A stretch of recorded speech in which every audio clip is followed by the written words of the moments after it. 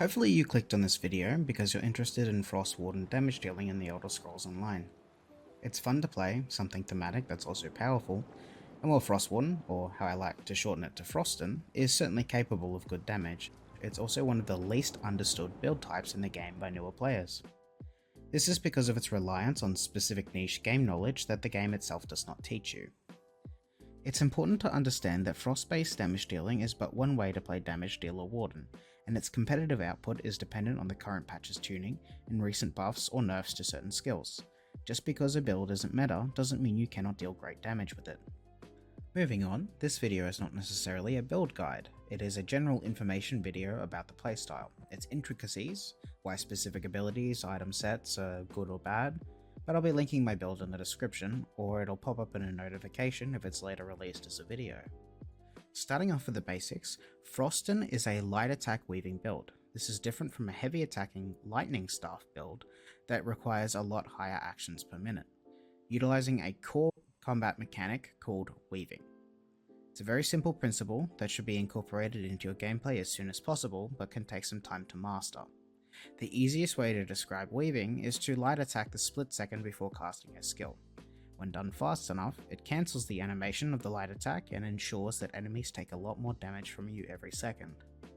Feel free to start slow and practice light attack weaving as you play, there's no rush. There's only one type of build out of hundreds that utilizes this mechanic, so if you like to play multiple characters, this skill carries over. Moving over to general information, your main goal is to constantly apply the chilled status effect. There are several reasons for this.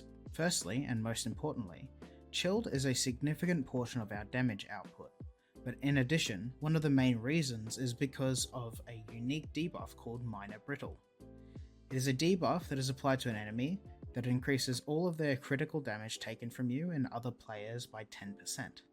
Minor Brittle is unique in that it is only able to be applied when you apply the chilled status effect with a frost staff equipped in your current bar, or if it's applied by specific scribing skills or an arcanist. It is not the only benefit you can obtain from applying the chilled status effect, but I'll go over that later in the section that talks about sets.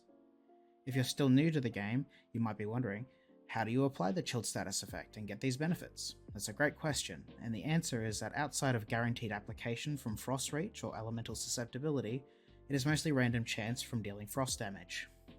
This is true for all status effects and their respective damage types. According to the status effect information page we have access to in-game, weapon enchants have a 20% chance, single target direct damage has a 10% chance, area of effect direct damage has a 5% chance, single target damage over time has a 3% chance, area of effect damage over time has a 1% chance, and at base, light attacks and heavy attacks have a 0% chance. These base percentages can also be increased via several means. First is via passive effects. Glacial Presence, for example, the passive mentioned before, is one of these passive bonuses.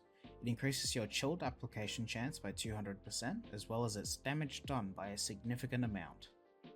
Another bonus that applies to all of your damage is the Destruction Staff passive called Elemental Force, which you'll have access to as long as you're using a Destruction Staff. There's a yellow star champion point called Flawless Ritual that increases your magical status effect application by 60%. Winter's Revenge and Arctic Blast uniquely apply the chilled status effect at a significantly higher rate than other similar skills that normally only have a 1% chance at base. It's also affected by Glacial Presence and other boosts, increasing the application rate further. And finally, the charged weapon trait reaches a staggering 235% increase to status effects and is actually your best front bar weapon trait if you're running a frost damage dealing build in terms of both raw damage output and consistency in chilled uptime. Frostin utilizes many abilities in order to make up its playstyle, and what ones are best for the situation depend on the encounter. I'll cover many of them here. Frost Reach. This is your spammable ability. It's an incredibly powerful spammable that deals a solid amount of burst damage, and it also applies a 20-second damage over time, and chilled and minor brittle for 4 seconds. The Perfected Master Ice Staff has incredible synergy with this set that gives it plus 600 weapon and spell damage for 4 seconds after casting. Cutting Dive is a strong single target dot and spammable with a 10-second duration. primarily uses as a dot, as Frost Reach does stronger burst damage and gives the Master's Ice Staff bonus for 4 seconds after casting. It also doubles as an off-stat resource if you're running out of Magicka. Veteran Infection. This is another strong single target damage over time skill that lasts for 20 seconds. It deals extra damage every other cast, and applies minor vulnerability. Ulfsild's Contingency. This is a solid AoE Grimoire ability that acts as a buff that applies to yourself and casts some AoE damage and any effects related to the secondary and affix bonuses. Take the Frost and Bleed damage scripts as your primaries, Lingering Torment, and your choice of affix, usually minor force or minor intellect and endurance. When you want to deal damage to multiple enemies, you can recast this skill multiple times and it will act as an AoE spammable. Subterranean Assault. This is our delayed damage ability that our rotation is based around. It is imperative that you recast this ability every 6 seconds, as it's one of our highest damage dealing skills. This morph being suggested instead of Deep Fissure is because it costs our off-stat resource, which means that it doesn't take any Magicka.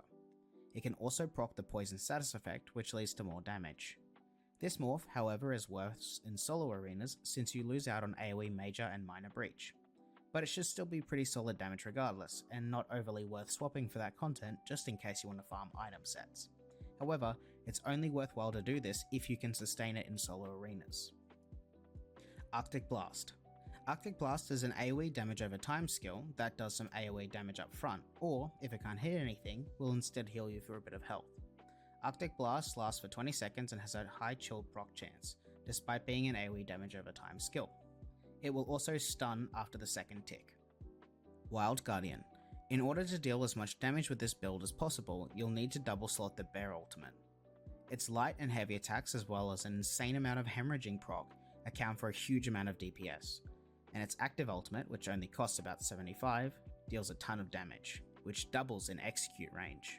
Winter's Revenge. This is one of our most powerful and most necessary skills.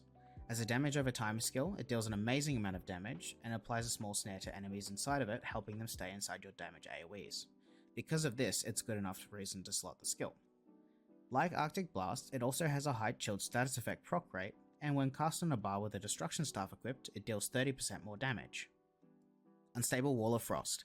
This is another frost damage ground area of effect skill similar to Winter's Revenge, however it differs a lot.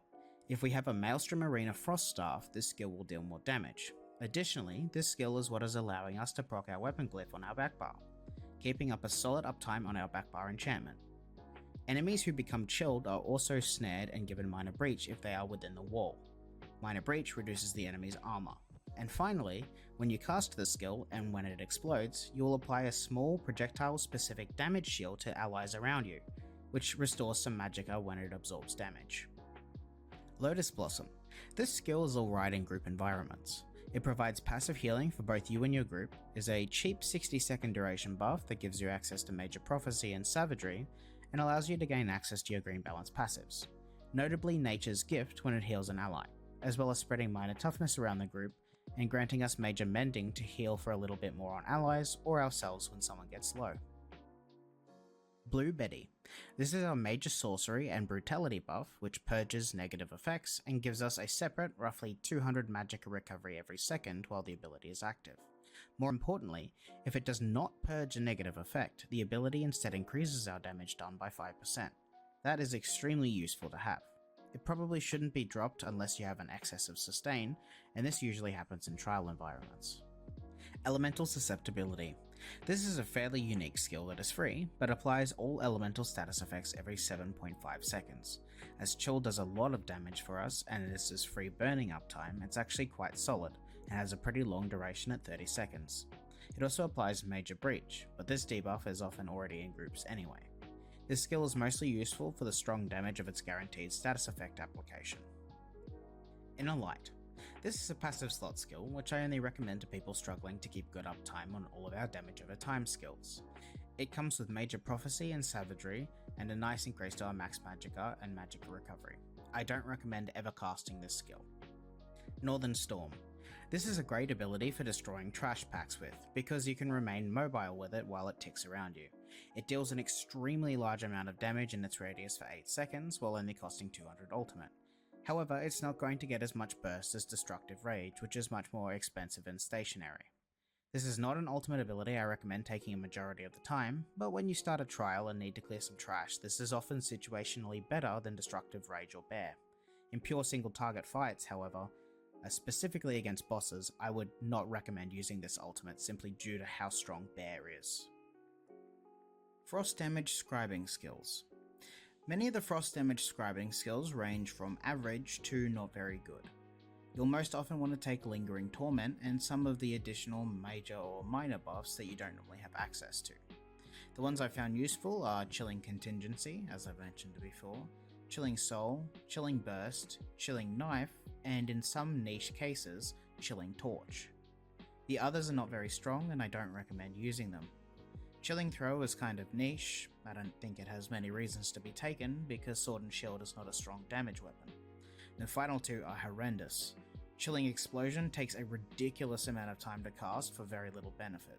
The tooltip might look big, but it takes 2 GCDs to do about as much damage as 2 Chilling Contingency bursts, while also missing out on light attack damage. Chilling Stampede also has an annoying cast time, and its damage just sucks. Now, moving on to Frost Damage Synergistic item sets. Frostbite. Frostbite is a decent set for Frost Wardens because you applied Chilled and Minor Brittle so much, you're going to get a ton of value out of the 6% increased damage done bonus. So this will apply to all of your damage regardless of damage type, and all sources of frost damage you do will be increased by a further 8%, contrary to the tooltip which confusingly states frost abilities. As such, light attacks, enchantments and proc sets all work with this bonus as well as frost damage skills. This means that all up, your frost damage skills will get a 14% bonus out of the set, and your other damage skills and abilities get 6%. It might pass less on dummies, but in real content this set is pretty good because of its easy to use nature and its sizable bonuses that are naturally synergistic with the class. It becomes a great contender for one of your 5-piece slots, especially if you're looking for a general purpose damage dealing build and don't want to swap around item sets all of the time, but I wouldn't recommend running it on the body as it is a light armor set, which is not that great. Perfected Master Frost. This item set is probably the single most important one in our build. It makes Frost Reach cheaper and therefore more spammable, and casting it increases your weapon and spell damage by an absolute ton for 4 seconds, meaning it should be refreshed incredibly often, especially before Subterranean Assault and Guardian Savagery hits. This item set should be rotationally tracked and cast every 3 skills. This cannot be understated just how much of an important bonus this is to make sure that it's refreshed. Maelstrom Ice Staff. This is a very simple set, but it increases the damage of Unstable Wall of Frost by a ton, and it's a backbar set, which is very, very strong. Ice Heart is a fantastic set, especially useful on beginners, and it hosts some great damage in both single target and AoE. However, like Arctic Blast, this skill is limited to melee range, and its damage is also tied to the shield being up. Perfected Well of the Depths. This is a very strong item set. It does a ton of AoE damage and it shines in encounters, usually trials, specifically with high target counts. Examples being trash clearing and AoE boss fights. This set holds up fairly well in single target as well, and is a frost damage set that gives us access to Minor Slayer. I do recommend this set, but it's not going to give you the highest single target output on Frost Warden. Moving on to item sets that I cannot recommend. Ysgrimmor's Birthright is a trap that newer players often fall into. In essence, the mediocre bonus it gives to the limited number of frost damage skills that we even have access to is not worth it in any capacity. A large amount of our damage also gains no benefit from the 5-piece such as Subterranean Assault or our Bear. As such, I do not recommend this set unless it's reworked or significantly buffed. As of the current patch in Quarter 1 of 2025, it has not received any changes to help its viability. Noon Attack is another trap item set that I do not recommend that you run as a damage dealer. This set does not provide you with a good 1-piece bonus, being armor, and the damage output of the set is very poor. Yes, it does provide Major Brittle, however the uptime of Major Brittle is incredibly short and hard to consistently proc on enemies. This item set is not bad for tanks who are using it, as they control the aggro of enemies in raid encounters, and can have the other tank use Nazare to extend Major Brittle by a significant amount. This is not your job as a damage dealer. Use something else like Ice Heart to keep yourself alive and deal some damage, or another pure damage set like Zaan. And finally, some other frost damage proc sets that I can't recommend. I'll just list these off as they're not really worth talking about. Winterborn, Ice Furnace, Icy Conjurer, Sistrus's Scowl, Glacial Guardian, Hrothgar's Chill, and Frozen Watcher. There's just better options out there, and they're not good enough in PvE content. Some are good in PvP, but some of them are terrible regardless, and there's just too many to go over. And that's the end of the video. Frost damage dealing is a very fun way to play a Warden, but it definitely has some pitfalls that can trap new players. If you found this video helpful, feel free to subscribe, as I plan to release more content in the future surrounding frost damage dealing builds, and you can join the ESO Frost Discord in the description below. Thanks.